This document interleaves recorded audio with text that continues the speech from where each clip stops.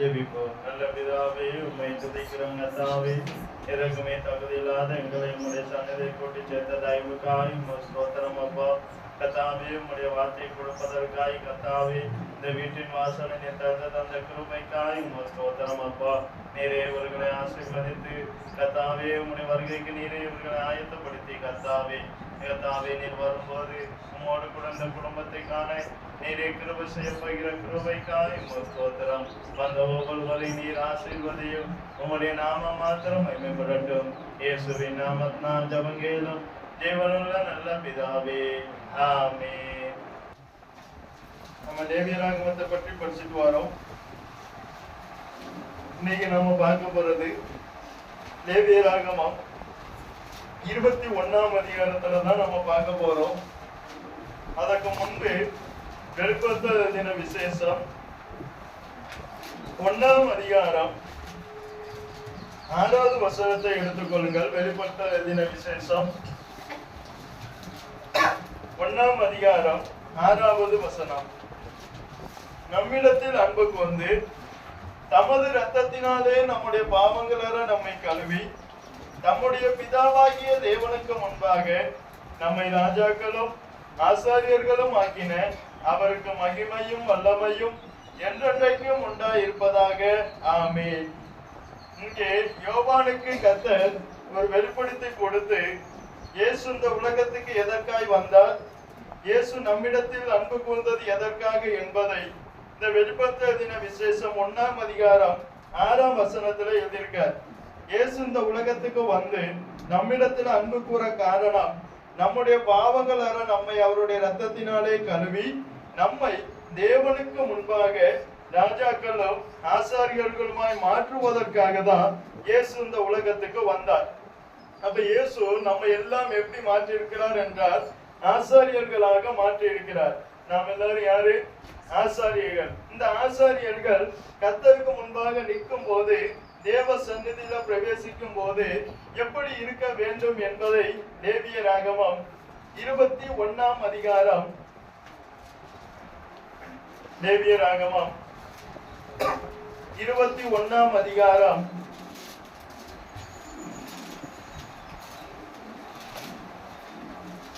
17ஆம் வசனம் முதல் போடப்பட்டிருக்கு. ஒரு ஆசாரியர் எப்படி இருக்க வேண்டும், தேவனுக்கு முன்பாக தேவனுடைய சந்நிதியிலே அவர் எப்படி பிரவேசிக்க வேண்டும் என்பதை பற்றி போட்டிருக்கிறார். அங்கே நீ ஆரோனுடைய சொல்ல வேண்டியது என்னவென்றால், உன் சந்ததியாருக்குள்ளே அங்கனவீனம் உள்ளவன் தலைமுறை தோறும் தேவனுடைய அர்ப்பத்தை செலுத்தும்படி சேரலாகாது, அங்கனவீனம் உள்ள ஒருவனும் அணுகலாகாது.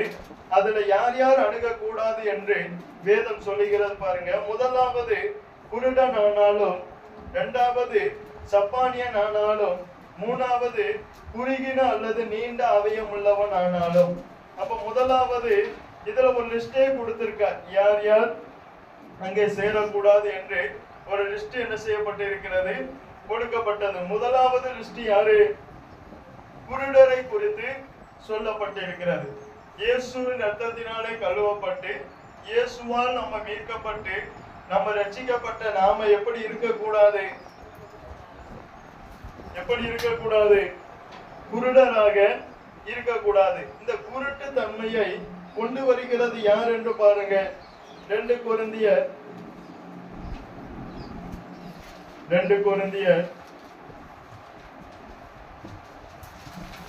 4ஆம் அதிகாரம் 4ஆம் வசனத்தை பாருங்க.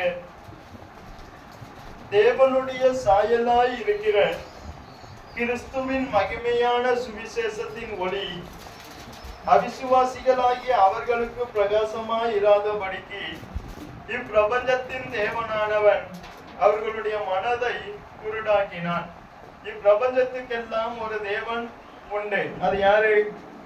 சாத்தான். அந்த சாத்தான் ஆனவன் என்ன செய்தானால், தேவனுடைய சாயலாய் இருக்கிற இந்த சுவிசேஷத்தை அறியக்கூடாதபடிக்கு, காணக்கூடாதபடிக்கு அந்த மனதை என்ன செய்து வைத்திருக்கிறான் என்றால் குருடாக்கி வைத்திருக்கிறான். அப்ப ரட்சிக்கப்பட்ட ஒரு நபர் எப்படி இருக்கக்கூடாது? குருடராய் இருக்கக்கூடாது. நாமே குருடராய் இருந்தால் நாம் மற்றவர்களுக்கு என்ன செய்ய முடியாது? வழிகாட்ட முடியாது. குருடருக்கு குருடர் வழிகாட்டும் போது இருவரும் எங்கே விழுவார்கள்? குழியிலே விழுவார்கள். அப்ப குருடருக்கு குருடர் என்ன செய்ய முடியாது? வழிகாட்ட முடியாது. அப்பனா குருட்டு தன்மையை சாத்தான் அநேக காரியங்களின் மூலம் நமக்குள்ள உண்டாக்குவான். ரட்சிக்கப்பட்ட நாமே குருடராக முதலாவது என்ன செய்யக்கூடாது? இருக்கக்கூடாது. முதலாவது குருட்டு தன்மையை எதனால் உண்டாக்குவான் என்று பாருங்க. யோவான் எழுதின சுவிசேஷம், யோவான் எழுதின சுவிசேஷம்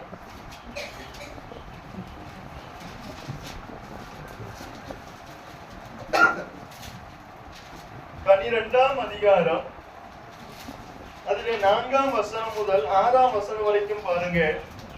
அப்பொழுதே அவருடைய சீசரில் ஒருவனும் அவரை காட்டிக் கொடுக்க போகிறவனுமாகிய சீமோனுடைய குமாரனான யூதாஸ் காரியோத்து இந்த தைலத்தை 300 பணத்துக்கு விற்று தரித்திரருக்கு கொடாமல் போனதென்ன என்றான். அவன் தரித்திரரை குறித்து கவலைப்பட்டு இப்படி சொல்லாமல், அவன் திருடனானபடியினாலும் பணப்பையை வைத்துக் கொண்டு அதிலே போடப்பட்டதை சுமக்கிறவன் ஆனபடியினாலும் இப்படி சொன்னான். இங்கே யூதாஸ் என்று இயேசுவினுடைய சீசன் தான், இயேசுவுக்கு பின் செல்கிறவன் தான். ஆனால் இவனுடைய கண்கள் எப்படி இருக்கிறது என்றால் குருடாக இருக்கிறது. சாத்தான் நம்முடைய மனதை இயேசுவை இன்னும் அறியக்கூடாத படிக்கு, இயேசுவினுடைய ஆழங்களை இன்னும் அறியாத படிக்கு, இயேசுவின் அறிகிற அறிவின் மேன்மையை அறியக்கூடாத படிக்கு சாத்தான் என்ன செய்வான்? ஆனால் சில காரியங்களை கொண்டு வந்து நம்முடைய கண்களை குருடாக மாற்றுவான். முதலாவது அவன் கொண்டு வருகிற காரியம், இந்த யூதாசுக்குள்ள எதனால இவனுடைய மனதை குருடாக்கினான்? பணத்தினால.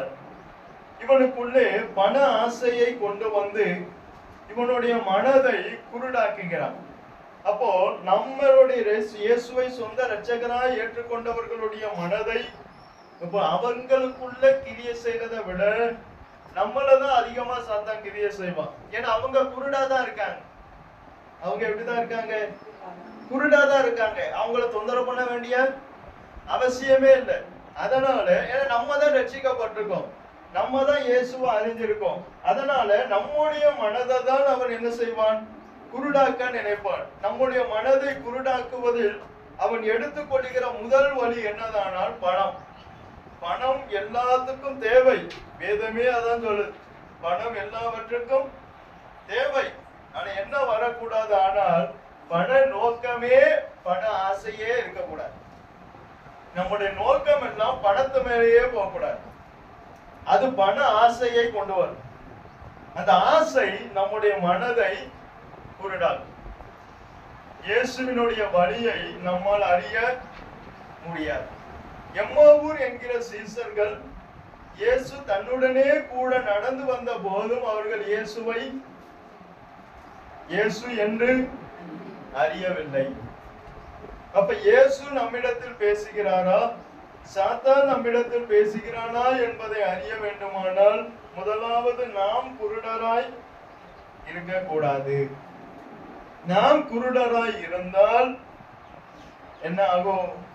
நம்ம யாருக்கும் பரலோக ராஜ்யத்தின் வழியை காண்பித்து கொடுக்க முடியாது. பரலோக ராஜ்யத்துக்கு நேராய் யாரையும் நம்மால் நடத்த முடியாது. அப்ப சாத்தான் நம்மை குருடாக்குவதற்கு முதலாவது பயன்படுத்துகிற ஆயுதம் பணம்.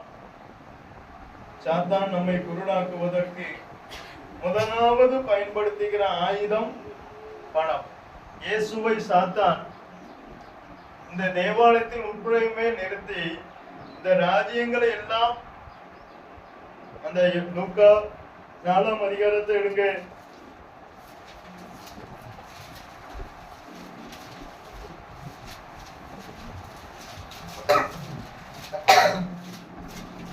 அதுல 5ஆம் வசனத்தை பாருங்க.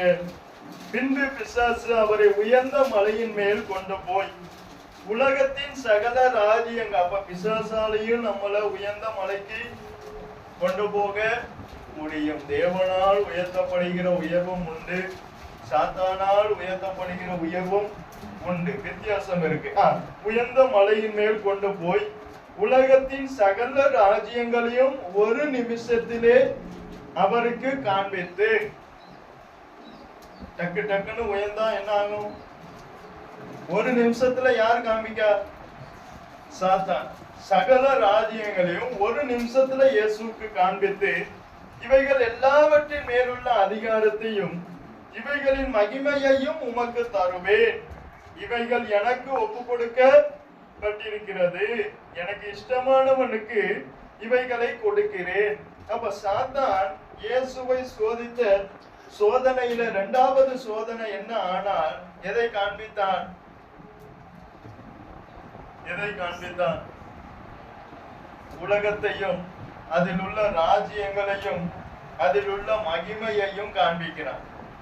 இப்ப நம்மிடத்துல சாத்தா யாராவது வந்து உங்களுக்கு சிஎம் சீட்டு தாரேன், முதலமைச்சர் சீட்டு உங்களுக்கு நான் கொடுக்கேன் அப்படின்னு சொன்னா நம்ம என்ன செய்வோம்? உடனே ஏறி அடுத்த ட்ரெயின்ல ஏறி எங்க போயிருவோம்? சென்னைக்கு போய் இறங்கிடுவோமா? இறங்க மாட்டோமா? கண்டிப்பா. ஏன்னா நமக்கு என்ன சீட்டு முக்கியம்? முதலமைச்சர். இதே தான் அங்கேயும் சாத்தான் சோதிச்சு. மனதை சாத்தான் குருடாக்குவதற்கு நல்ல கவனிங்க. அவங்கள சாத்தான் அதிகமா எந்த தொந்தரவுமே பண்ண மாட்டான். அவங்க இயேசு பக்கம் திரும்புற மாதிரி வந்தாதான் அவங்கள தொந்தரவு பண்ணுவான். அது வரைக்கும் அவங்க அவன் ஆளுதான். அவன் ஆள தொந்தரவு பண்ணி என்ன செய்ய? ஒண்ணும் செய்ய மாட்டான். அவனுடைய வேலை அதிகமா எங்க கிரிய செய்யும்னா நம்மகிட்ட தான். ஏன் கிரிய செய்யும்? ஏன்னா நம்ம இயேசுவை அறிஞ்சவங்களை குருடாக்க சாத்தானால முடியும். அறிஞ்சவங்களை குருடாக்க எது வர முடியும்? இயேசு வருக வர அவனால கிரிய செய்ய முடியும். அதனால முதலாவது அவன் கிரிய செய்வது எதுல? ஆனால் பணத்துல. இயேசு இவன் கையில பணப்பைய கொடுத்து வச்சார். இயேசு இவன் கையில என்ன கொடுத்து வச்சார்? பணம் நிறைய இருக்கணும்னு ஆசையும் வரக்கூடாது, பணம் கம்மியா இருக்கணும்னு பணத்து மேல ஆசையும் வந்துடக்கூடாது. ஏன்னா பண ஆசை எல்லா தீமைக்கும் வேற ஒண்ணும் செய்ய வேண்டாம். பண ஆசை வந்துட்டுனா போதும். அந்த ஒரு தீமையே எல்லா தீமைக்கும் வேறாக. அப்ப சாத்தான் முதலாவது குருடாக்குவது எதனால? பணத்தினால. பணம் வேணும், பணத்து மேல ஆசைதான் இருக்கும். அடுத்து வாசிங்க. அடுத்து எதனால சாத்தான் மனதை குருடாக்குகிறான்? என்னாகமத்தின் புஸ்தகம் 22ஆம் அதிகாரம்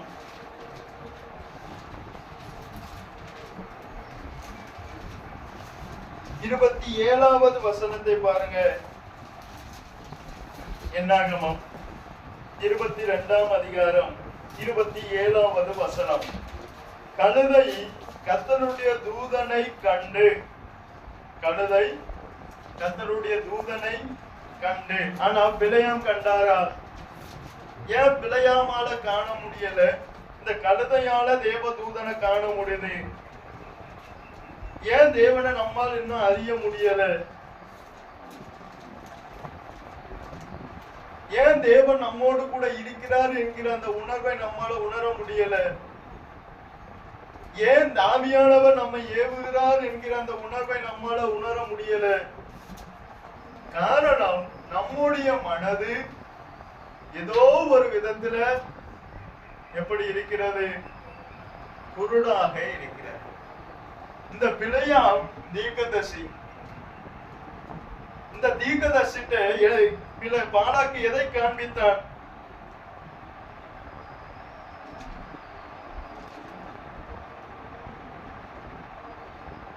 அந்த வசனம் தெரிஞ்சவங்க எடுங்க.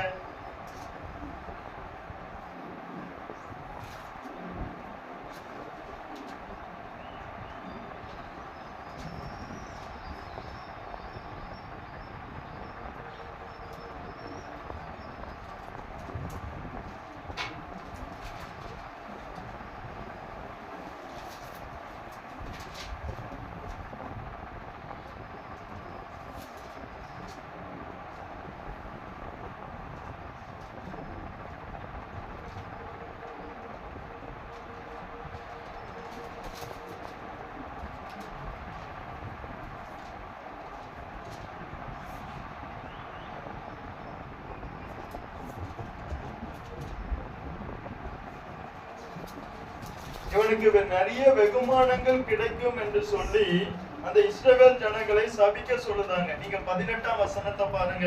பிலேயாம் பாலாக்கின் ஊழியக்காரருக்கு பிரதி உத்தரமாக, பாலாக் எனக்கு தன் வீடு நிறைய வெள்ளியும் பொன்னும் தந்தாலும் சிறிய காரியமானாலும் பெரிய காரியமானாலும் செய்யும் பொருட்டு என் தேவனாகிய கர்த்தரின் கட்டளையை நான் மீறக்கூடாது என்றான். அப்ப இவனிடத்துல சில வெகுமதிகளை காண்பிக்காங்க. சில வெகுமதிகளை காண்பித்து இவங்களை நீ சபிக்க வேண்டும் என்று சொன்னார். ஆனா பிலேயாம் என்ன செய்யல? சபிக்கல. ஆனா இந்த பொருள் அவன் கண்ணை என்ன செஞ்சிட்டு மறைச்சு. இரண்டாவது, சாத்தான் நம்முடைய மனதை குருடாக்குவது எதனாலே என்றால் பொருள் ஆசை. இரண்டாவது, சாத்தான் நம்முடைய மனதை குருடாக்குவது பொருள் ஆசை. சில பொருளுக்கு ஆசைப்பட்டு இவன் என்ன செய்ய போனான்? தேவனுடைய கட்டளையை மீறி சபிக்க போனான். எந்த ஒரு பொருளுக்கும் ஆசைப்பட்டு மற்றவர்களை தவறான பாதையிலே நடத்தக்கூடாது. மற்றவர்களை தவறான பாதையில நாம நடத்தினோம் ஆனால் நடத்துகிற நானும் குழியில் விழுவேன், நீங்களும். அவன் கண்ணை மறைச்சிட்டு பொருளாசை கண்ணை என்ன செஞ்சது? குருடாக்கியது. நம்முடைய கண்ணை குருடாக்க சாத்தான் எதை பயன்படுத்தினா? முதலாவது பணம், இரண்டாவது பொருளாசை. அடுத்து கடைசியா பாருங்க, ஆதியாகமம் 25ஆம் அதிகாரம் 29ஆம் வசனத்தை பாருங்க.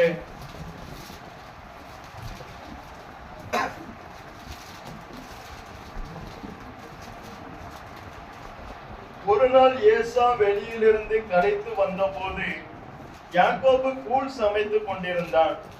அப்பொழுது ஏசா யாக்கோபை நோக்கி, அந்த சிவப்பான கூழிலே நான் சாப்பிட கொஞ்சம் தா, இளைத்திருக்கிறேன் என்றான். இதனாலே அவனுக்கு ஏதோம் என்கிற பெயர் உண்டாயிற்று. அப்பொழுது யாக்கோபு, உன் சேஷ்ட புத்திர பாகத்தை இன்று எனக்கு விற்று போடு என்றான். அதற்கு ஏசா, இதோ நான் சாக போகிறேனே, இந்த சேஷ்ட புத்திர பாகம் எனக்கு என்னத்திற்கு என்றான். கர்த்தர் இவன் கையில சில கிருபைகளை, சில வரங்களை, சில அபிஷேகத்தை இப்படி நல்ல சேஷ்ட புத்திர பாகமா கொடுத்திருக்கார். ஆனா இதனுடைய வேல்யூ இந்த ஏசாவுக்கு தெரியல. நமக்கும் என்ன தெரியல? கிருபையினுடைய வேல்யூ தெரியல, வரங்களுடைய வேல்யூ தெரியல. இப்படி அநேக ஆவிக்குரிய ஜீவியத்துல உள்ள வேல்யூ நமக்கு என்ன செய்ய மாட்டேங்குது? தெரிய மாட்டேங்குது. ஏன் தெரியல? ஏன் தெரியல? நம்ம கண்களுக்கு முன்பாக என்ன இருக்கு? இந்த கூலை பார்த்த உடனே சேஷ்ட புத்திர பாகத்தினுடைய வேல்யூ இவனுக்கு தெரியாம போயிடுச்சு. நம்முடைய சூழ்நிலையை பார்த்த போது நமக்கு கிருபைகள் பெருசா தெரியல. இந்த கிருபையில வளரணுமேங்கிற எண்ணம் வரல. என் சூழ்நிலை இப்படி இருக்கிறது, என் சூழ்நிலை இப்படி இருக்கிறது. இவன் சூழ்நிலை என்ன? பசி. இப்ப இவனுடைய பசி ஆறணும். அதனால என் கிருபை போனாலும் பரவாயில்ல, என் வரம் போனாலும் பரவாயில்ல, என் அபிஷேகம் போனாலும் பரவாயில்ல என்று சொல்லி ஒரு டம்ளர் கூழுக்காக எல்லாவற்றையும் இழந்தான். இததான் நம்மளும் செய்தோம்.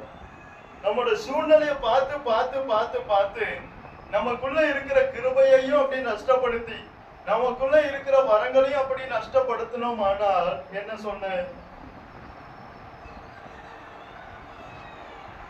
இவனுக்கு இவனுடைய சூழ்நிலை தான் பெரியதாய் தெரிந்ததை தவிர இவனுக்கு கையில கொடுக்கப்பட்ட சேஷ்ட புத்திர பாகத்தினுடைய மேன்மை தெரியல. எல்லாமே கர்த்தர் நமக்கு தந்தது என்னது? இது நம்மால் உண்டானது அல்ல, இது தேவனுடைய ஈவு. அப்ப ஈவுனால கிடைச்சது. அப்ப இந்த ஈவுனால கிடைக்கும் போது இவனுக்கு சில காரியம் வருது, சில கஷ்டங்கள் வரும். நமக்கு கர்த்தர் கிருபையை தரும்போது கிருபா வரத்தை தந்தா எல்லாமே நல்லா இருக்கணும்னு சொல்ல முடியாது. சில கஷ்டங்கள் வரும். அந்த கஷ்டத்துக்காக நம்முடைய கிருபைகளையும் கர்த்தர் நமக்கு கொடுத்த வரங்களையும் என்ன செய்யக்கூடாது? அலட்சியம் பண்ணக்கூடாது. இந்த கிருபைகளையும் வரங்களையும் அபிஷேகத்தையும் நம்ம அலட்சியம் பண்ணிட்டோம். ஆனால் நம்ம நோக்கம் எல்லாம் எங்க போயிட்டு என்றால் நம்முடைய சூழ்நிலை. சாத்தான் சூழ்நிலையின் மூலம் கூட நம்மை குருடாக்குவான். அப்படி அநேகரும் ஆகியிருக்க. சிலருடைய கிருபைகள் வரங்கள் வெளியே வரக்கூடாது என்பதற்காக அவர்களை சில சூழ்நிலைக்குள்ளாக அகப்படுத்துவான்.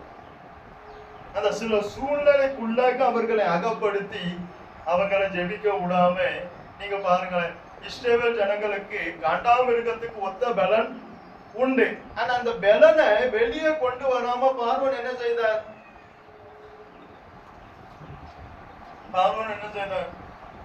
அவங்களுக்கு என்ன உண்டு? கர்த்தர் என்ன கொடுத்திருக்கார்? காண்டாமிருகத்துக்கு. ஆனா அப்படி பலனை கொடுத்தும் அந்த பலன் வெளிப்படாத படிக்க பார்வோன் என்ன செய்தார்? பார்வோன் என்ன செய்தார்?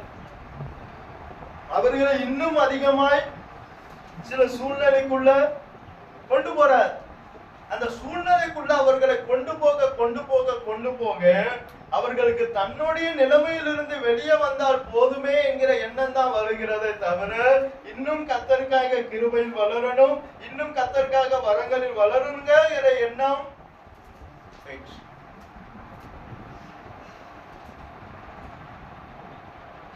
ஒரு டம்ளர் கூழுக்காக சேஷ்ட புத்திர பாகத்தை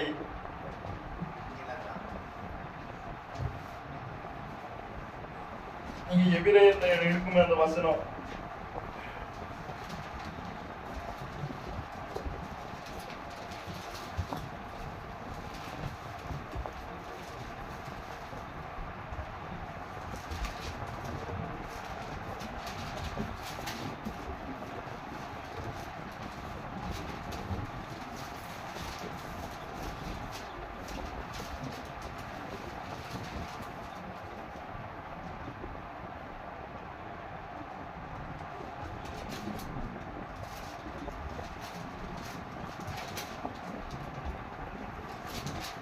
எத்தனை 12ஆம் அதிகாரம்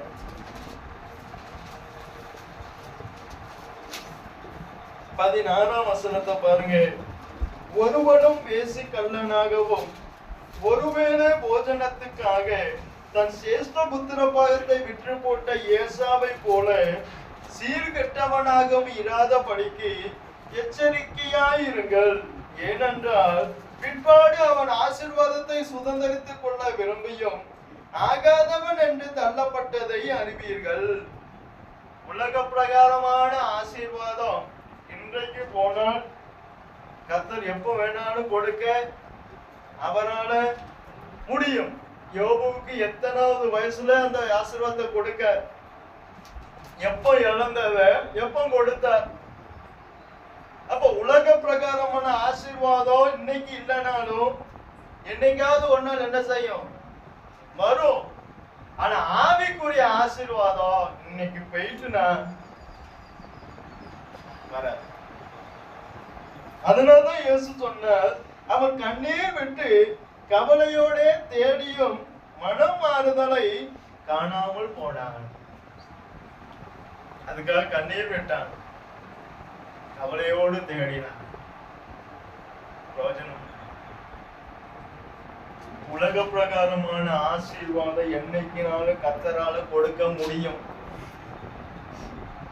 அவரால கூடாத காரியம் அவரால கண்டிப்பா கொடுக்க முடியும். ஆனால் உங்களுக்கு கர்த்தர் கொடுத்த கிருபை வரம் போயிட்டானால் வராது. போயிட்டுனா கண்டிப்பா வராது. இங்க ஏசாவுக்குள்ள இந்த சூழ்நிலை அந்த கிருபைய நஷ்டப்படுத்து, வரங்களை நஷ்டப்படுத்து. ஏன்னா கஷ்டம். நம்மளாம் என்ன சொல்லுவோம்? கஷ்டம் கஷ்டம்னு சொல்லி கிருபையை விட்டாச்சு. கர்த்தர் கொடுத்த கிருபை போயிட்டு, வரம் போயிட்டு, எல்லாமே போயிட்டு. அப்ப நம்ம கையில பணம் இருந்த என்ன ரோஜன் இல்லை. ஐயோ, உலகம் முழுவதும் நம்ம ஆதாயப்படுத்தினாலும் நம்ம ஆத்மாவை நஷ்டப்படுத்தினா நமக்கு லாபம் என்ன? இப்ப இவன் கூழ குடிச்சிட்டு சிரேஷ்ட புஸ்தக பாகத்தை நஷ்டப்படுத்திட்டோம்னா இவனுக்கு லாபம் என்ன? லாபம் இல்லையா, அது நஷ்டம்தான். இப்ப அவனுடைய கஷ்டமானதை தவிர அவனுக்குரிய கிருபை என்ன செய்யல, போயிட்டு பிரதிபலன் போயிட்டு, எல்லாமே போயிட்டு. ஆனா கஷ்டம் மாறிட்டு. இந்த உலகத்துல பணக்காரன், இந்த உலகத்துல பணம் உள்ளவன், இந்த உலகத்துல வசதி உள்ளவன், ஆனா என்ன இல்ல, ஆவிக்குரிய ஆசீர்வாதம் இல்லை. அதனாலதான் இங்க என்ன போட்டிருந்தது, அவன் ஆசீர்வாதத்தை சுதந்திரித்துக் கொள்ள விரும்பியும். எந்த ஆசீர்வாதம்? ஆவிக்குரிய ஆசீர்வாதத்தை. நம்ம எல்லாம் கஷ்டம் இருக்கும் போது ஆவிக்குரிய ஆசீர்வாதம் கண்ணுக்கே தெரியாது, கிருபை கண்ணுக்கே தெரியாது, கிருபாவரம் வேணுங்கிறது கண்ணுக்கே தெரியாது, அபிஷேகத்து மேல வாஞ்ச எதுவுமே தெரியாது. ஆனா கஷ்டங்கள் மாறின பிறகு அதுக்கப்புறம் வந்து கர்த்தாவே எனக்கு கிருபை தாரும், எனக்கு வரங்கள் தாரும். ஏன்னா இப்ப என்ன ஆயிட்டு, கஷ்டம் மாறிட்டு, செழிப்பா ஆயிட்டு. இப்ப வந்து கிருபையை கேட்டா என்ன பிரயோஜனம்? அந்த கிருபையை தான் முன்னையே கொடுத்தாரு. அதை நம்ம கஷ்டத்தினாலதான் அதை பயன்படுத்தாம விட்டோம்.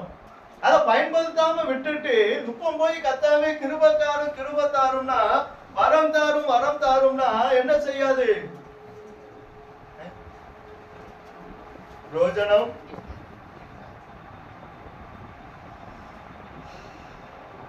சூழ்நிலை கூட நம்முடைய மனதை குருடாக்கும். சில கஷ்டங்கள் வந்து அந்த கஷ்டத்துக்குள்ள நம்மள போய் சாத்தா அப்படி கூட நம்முடைய மனதை குருடாக்குவான். ஏன்னா நமக்கு அப்ப அந்த கஷ்டம் தான் என்ன செய்யும், கண்டிப்பா அதான் நமக்கு பெருசா தெரியும். நம்ம இல்லாத சூழ்நிலை அதுதான் நமக்கு பெருசா தெரியும். இந்த பைபிள் படிக்கிறது பெருசா தெரியாது, ஜெபம் பண்றது பெருசா தெரியாது, தேவனோடு நெருங்கணுங்கிறது பெருசா தெரியாது, கிருபாவரத்துல வளரணுங்கிறது பெருசா எதுவுமே தெரியாது. அப்ப என்ன தெரியும்னா, என் கஷ்டம் மாறும், என் கஷ்டம் மாறணும், இந்த நோக்கம்தான் வருமே தவிர இது மேல நோக்கத்தை, அதான் மனது குருடு. மனது குருடா இருந்தால் நம்முடைய நோக்கம் எங்க போகாது, எங்க போகாது, ஆவிக்குரிய ஆசீர்வாதத்தின் மேல போகாது. அப்ப சாத்தான் 3 காரியத்தினால் நம்முடைய மனதை என்ன செய்தான், குருடாக்குகிறார். ஆனா நாம எப்படி இருக்கணும் என்பதை யோபு சொல்றார் பாருங்க. யோபு 29ஆம் அதிகாரம் எடுங்க. யோபு எல்லாம் போனாலும் தன்னுடைய மனதை குருடாக்காத படிக்கு எப்படி இருந்தார் என்று பாருங்க. யோபு 29ஆம் அதிகாரம் 15ஆம் வசனத்தை பாருங்க.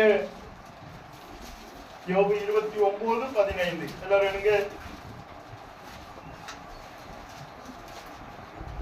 நான் குருடனுக்கு கண்ணும் சப்பானிக்கு, அப்போ இந்த உலகத்துல இருக்கிற குருடருக்கு எல்லாம் நான் எப்படி இருக்கேன், கண்ணா இருக்கேன். ஆனா யோபுவே, உன் ஆடு போயிட்டு, உன் ஒட்டகம் போயிட்டு, உனக்குள்ள எல்லாமே போயிட்டு, பிள்ளைகள் போயிட்டு, எல்லாமே போயிட்டு, ஆனா நீ எப்படி இன்னும் மற்றவங்களுக்கு கண்ணா இருக்க?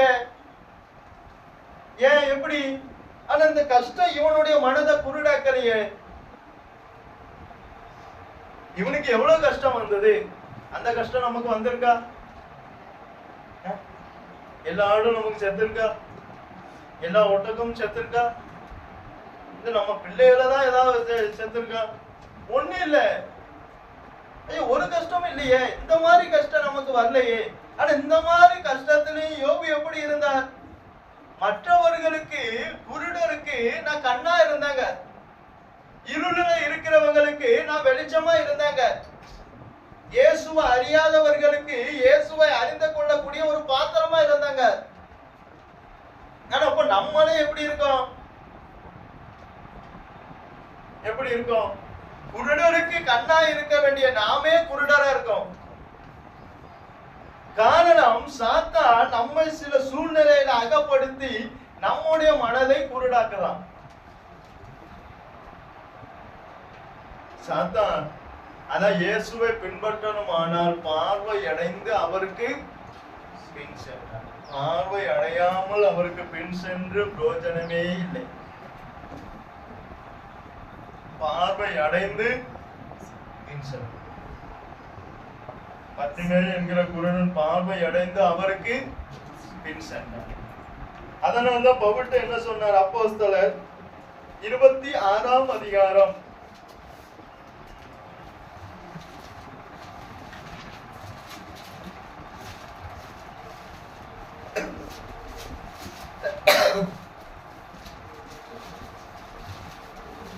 18ஆம் வசனத்தை பாருங்க. அவர்கள் என்னை பற்றும் விசுவாசத்தினாலே பாவ மன்னிப்பையும் பரிசுத்தமாக்கப்பட்டவர்களுடைய சுதந்திரத்தையும் பெற்றுக்கொள்ளும்படியாக அவர்கள் இருளை விட்டு ஒளியின் இடத்திற்கும் சாத்தானுடைய அதிகாரத்தை விட்டு தேவனிடத்திற்கும் திரும்பும்படிக்கு நீ அவர்களுடைய கண்களை திறக்கும் பொருட்டு. அப்ப மற்றவர்களுடைய கண்ணை திறக்கக்கூடிய பவுல் எப்படி இருக்கணும்? கண்கள் திறக்கப்பட்டவனாக இவன் இருந்தாதான் மற்றவர்களுடைய கண்ணை என்ன செய்ய முடியும்? திறக்க முடியும். அதனாலதான் அப்போஸ்தலர் 9ஆம் அதிகாரம்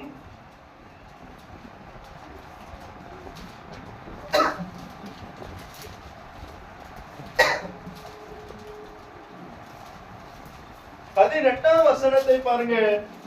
உடனே அவன் கண்களில் இருந்து மீன் செதில்கள் போன்றவைகள் விழுந்தது. அவன் பார்வை அடைந்து, அப்ப இயேசுவை அறியக்கூடாதபடிக்கு, அவரை அறிகிற அறிவின் மேன்மையை அவன் காணாதபடிக்கு இவனுடைய கண்களுக்குள்ள சில மீன் செதில்கள் இருந்தது. இந்த மீன் செதில்கள் விழுந்த பிறகுதான் அவரை அறியணும், அவருடைய அறிகிற அறிவின் மேன்மையை அடையணும் என்பதற்காக எல்லாமே அவனுக்கு எப்படி தெரியுது? இப்போ அதுவரைக்கும் பணம் பெரிதாய் தெரிந்தது, பொருள் பெரிதாய் தெரிந்தது, எல்லாமே பெரிதாய் தெரிந்தது. ஆனா இப்பொழுது அவரை அறிகிற அறிவின் மேன்மைதான் பெரிதாய் தெரியுது. ஆத்மாக்கள் ரட்சிக்கப்படணும் என்பதுதான் பெரிதாய் தெரியுது. மற்றவர்கள் பரலோகராஜ்யத்துக்கு வரணும் என்பதுதான் பெரிதாய் தெரியுது. ஐயோ, இவனிடத்துல பணம் இருந்தது, எத்தனையோ கோடிக்கு அதிபதி, எத்தனையோ கோடிக்கு அதிபதி. ஆனா இவனுடைய கண்கள் திறந்த போதுதான் தெரியுது, இது எல்லாமே என்னது? லாபம் அல்ல. கிறிஸ்துவை அறிகிற அறிவை நான் அடையாமல் மற்ற எதை நான் அடைந்தாலும் அது எல்லாமே நஷ்டம்தான். இந்த பவுல்கிட்ட எப்படி மீன் செதில்கள் விழுந்ததோ இதே போல நாம் அநேகருக்கு கண்ணாக இருக்க வேண்டுமானால் நம்முடைய கண்களில் இருந்து மீன் செதில்கள் விழ வேண்டும். இந்த செதில் இயேசுவை அறிய விடல, செதில் இயேசுவை அறிகிற அறிவின் மேன்மையை காண விடல, அவருடைய உயிர்த்தெழுதலுக்கு பங்குள்ளவர்களாய் மாற்றல. எப்படியாயினும் மரித்தோரிலிருந்து உயிரோடு எழும்புவதற்கு தகுதியாகிற அந்த தகுதி எங்க இருக்கானால் நம்முடைய கண்கள் திறக்கப்படுவதில் தான் இருக்கு. கண்கள் திறக்கப்பட்ட ஒருவன் இயேசுவை விட அதிகமாய் எதற்கும் முக்கியத்துவம் கொடுக்க மாட்டான். கண்கள் திறக்கப்பட்ட பிழையாவினுடைய கண்களை கத்த திறந்த போது அதே பாலாக்கு கொடுத்த வெகுமதி கண்ணுக்கு தெரியுது, ஆனா பெருசா தெரியல. முன்பு வெகுமதி கண்ணுக்கு தெரிஞ்சது, அப்போ அது அவனுக்கு பெருசா தெரிஞ்சது. ஆனா இப்ப கண்ணு திறக்கப்பட்ட உடனே வெகுமதி வருது, கண்ணுக்கு தெரியுது, ஆனா அது பெரிதாய் தெரியல. இயேசுவை விட, அவர் சொன்ன வார்த்தையை விட அந்த வெகுமதி அவனுக்கு பெரிதாய். அப்போ முதலாவது தேவனோடு சேருகிற வேண்டும் என்று விரும்புகிற நாம், முதலாவது தேவனுடைய சந்நிதியிலே நிற்க வேண்டிய நாம் எப்படி இருக்க வேண்டுமானால் குருடராக அல்ல, குருடருக்கு கண்ணாக. இப்ப ஒரு குருடர் வந்து குருடர்கிட்ட போய் வழி கேட்பாரா? ஐயா அங்க கொண்டு போய் விட்டுருங்க அப்படின்னா குருடர் வந்து யார்கிட்ட வழி கேட்பாங்க? இப்ப நான் தான் குருடு, பார்வை உள்ளவங்கிட்ட தான் கேட்பாங்க. அப்ப நம்ம பார்வை உள்ளவங்களா இருந்தாதான் இயேசுவை அறியாதவங்களை இயேசுக்கு நேரம் என்ன செய்ய முடியும்? நம்ம மனது குருடா இருந்தால் நம்மளால இயேசுவின் இடத்துல இயேசுவை அறிய அவர்களுக்கு கண்ணா நம்மளால. யோபுக்கு வந்த கஷ்டத்திலும் யோபு மற்றவர்களுக்கு கண்ணா இருந்தார். எத்தனையோ குருடருக்கு யோபு எப்படி இருந்தார்? கண்ணா இருந்தார். அத்தனை கஷ்டத்திலும் அவர் கண்ணா இருக்கார். அவர் கண்ணை அவர் காத்துக்கொண்டார். அதனால்தான் என் மீட்பர் உயிரோடு இருக்கிறார், அவர் பூமியின் மேல் நிற்பார், நான் அவரை பார்ப்பேன், அந்நிய கண்கள் அல்ல என் சொந்த கண்ணே அவரை காணும். எவ்வளவு கஷ்டம் வந்தாலும் எவ்வளவு நஷ்டம் வந்தாலும் என்ன சூழ்நிலை வந்தாலும் இந்த கண்ணு மங்க கூடாது, கண்ணு குருடாக கூடாது. ஏழி ஆசானுடைய கண்ணு மங்கள.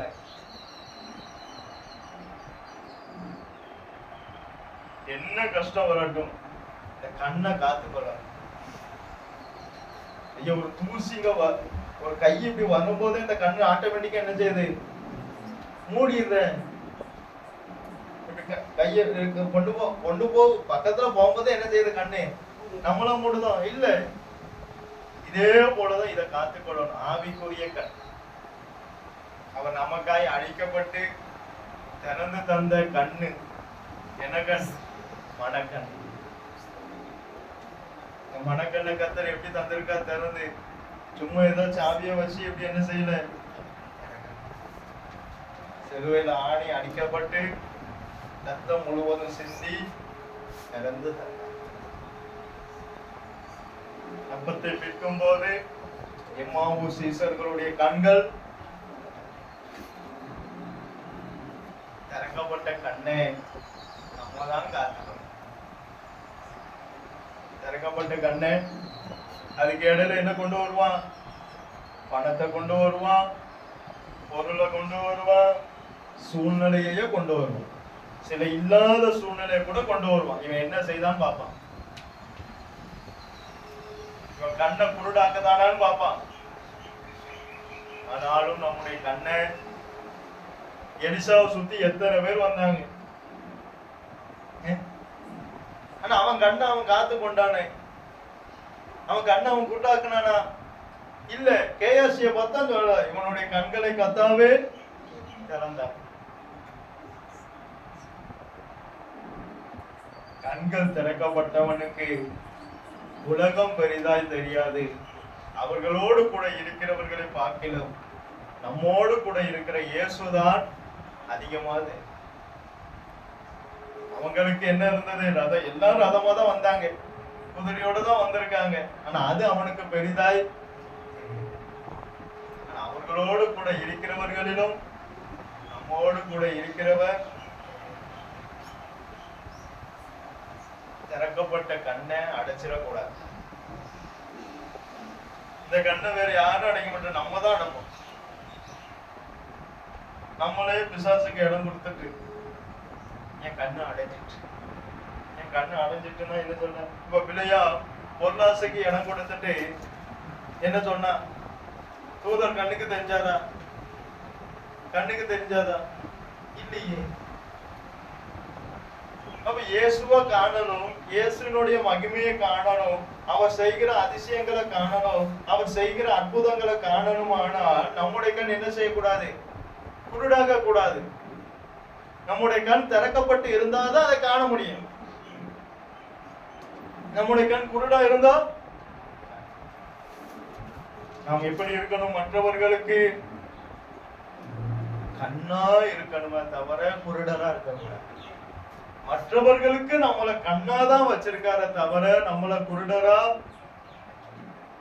மற்றவர்களை இருளிலிருந்து ஒளி நடத்துக்கு நீ கொண்டு வரும்படிக்கு, அவர்களுடைய கண்களை நீ திறக்கும்படிக்கு உன்னை அனுப்புகிறேன். உன்னை எப்படி அனுப்புனார்? குருடனாவா அனுப்புனார்? கண்ணை திறந்துதான் அனுப்புனார். அதை இவன் தான் மூடாம, நம்ம கண்ணை மூடாம கடைசி வரைக்கும் எந்த கண் மங்க கூடாது, எந்த கண் மங்க கூடாது? ஆவிக்குரிய கண். மரண வேதனையும் ஸ்தேவான் எதை பார்த்தார்? பிதாவினுடைய வலது வருஷத்திலே இயேசுவானவர் இருக்கிறத கடைசி வரைக்கும் மிக மிக முக்கியம் கண்ணு. நம்ம தான் மற்றவங்களுக்கு கண்ணு, நம்ம தான் மற்றவர்களுக்கு கண்ணு. இயேசுவை அறியாதவர்களுக்கு நம்ம ஒரு கண்ணா இருக்கணும். அவர்களை இயேசுவின் இடத்துல கொண்டு போய், பின்னாடி இருந்த சீசர்கள் குருடருக்கு கண்ணா இருந்தாங்களா? பத்திமையை கூப்பிட்டானே, எத்தனை தரம் இயேசுவை நோக்கி கூப்பிட்டான். யாராவது ஒருத்தர் இயேசுவின் இடத்துல கொண்டு போனாங்களா? இல்ல. ஏன்னா அவங்களே யாரு? நடத்ததான் செஞ்சாங்களே தவிர இயேசுவின் இடத்துல கொண்டு போல. இப்படி அநேகர் எத்தனையோ பேர் இருக்காங்க, இயேசுவின் இடத்துல போக முடியாம, இயேசுவின் இடத்துல இயேசுவே ஆண்டவரே எனக்கு இறங்குன்னு பத்திமையை கூப்பிட்டான். ஆனா இயேசுவின் இடத்துல போக முடியல, இயேசுவை காண முடியல. அப்படி எத்தனையோ பேர் இருக்காங்க. அவங்களெல்லாம் நம்ம தான் எங்க கொண்டு போகணும்? இயேசுவின் இடத்துல. அவனை என்னிடத்தில் கொண்டு வாருங்க. அதுக்கு ஒரு கண்ணா நம்ம இருக்க. இயேசுவுக்கும் இவர்களுக்கும் நடுவே ஒரு பாலமா இருக்க. அதான் நம்ம வேற. இவங்களை அங்க போய் விடணும். இவங்களை இயேசு இடத்துல போய், பஸ் டிரைவர் இங்க இருந்து ஏத்திட்டு போனா, ஸ்கூல்ல போய் என்ன செய்தார்? இறக்குதாரு. அங்க இருந்து ஏத்திட்டு வந்து அவரே அவன் டியூட்டியில எவ்வளவு இதா இருக்கார். அப்ப கத்த நம்மளை தந்து நம்பி என்ன டியூட்டி தந்திருக்கார். மற்றவங்களை இயேசு இடத்துல கொண்டு போகக்கூடிய டியூட்டியை தந்திருக்காரு. அப்ப நம்ம அதுல எவ்வளவு இதா இருக்கணும். அவனுக்கு உலக சம்பளம் கொடுக்கு, நமக்கு யார் தருவார்? அவன் நம்ம என்ன சொல்லுவான்? அவன் சம்பளம் வாங்குதான், அவன் கொண்டு போறா, கொண்டு வந்து எனக்கு தான். நமக்கு யார் தருவார்? அந்த நம்பிக்கை நமக்கு வேணும். அந்த அவனுக்கே யார்தான் கொடுக்கா? அவன் நமக்கு தர மாட்டானா? தருவார். உலகத்தில் இருக்கிறவனிலும் உங்களில் இருக்கிறவர். ஜெபிப்போம். நல்ல பிதாவே, உம்மை துதிக்கிறோம் கர்த்தாவே. இதற்குமே தகுதியில்லாத எங்களை உம்முடைய சன்னிதை கூட்டி சேர்த்த தயவுக்காய் உம்மை ஸ்தோத்திரம் அப்பா. கர்த்தாவே, நாங்கள் மற்றவர்களுக்கு ஒரு குருடராய் அல்ல கர்த்தாவே, கண்ணாய் இருந்து அப்பா அநேக குருடரை கர்த்தாவே உம்முண்டையிலே கொண்டு வந்து அநேகர் பார்வை அடைந்தவர்களாய் உம்மை பின் சென்று வருகிறவர்களாய் மாற நீரே கிருபைதாரும் கர்த்தாவே. எங்களுடைய மனக்கண்களை இன்னும் அதிகமாய் பிரகாசிக்க பண்ணும். எந்த ஒரு பணமோ, எந்த ஒரு பொருளோ, எந்த ஒரு கஷ்டமோ, எந்த ஒரு நஷ்டமோ, எந்த ஒரு சூழ்நிலையோ எங்களுடைய கண்ணை குருடாக்காதபடிக்கு நாங்கள் அதை காத்துக்கொள்ள எங்களுக்கு கிருபைதாரும் கர்த்தாவே. வந்த ஒவ்வொருவரை நீர் ஆசீர்வதியும். இயேசுவின் நாமத்தினால் ஜெபங்கேளும் ஜீவனுள்ள நல்ல பிதாவே, ஆமென். என் ஆத்துமாவே கர்த்தரை ஸ்தோத்திரி, என் முழு உள்ளமே பரிசுத்த நாமத்தை ஸ்தோத்திரி. என் ஆத்துமாவே கர்த்தரை ஸ்தோத்திரி, கர்த்தர் செய்த சகல உபகாரங்களையும் மறவாதே. ஆமென்.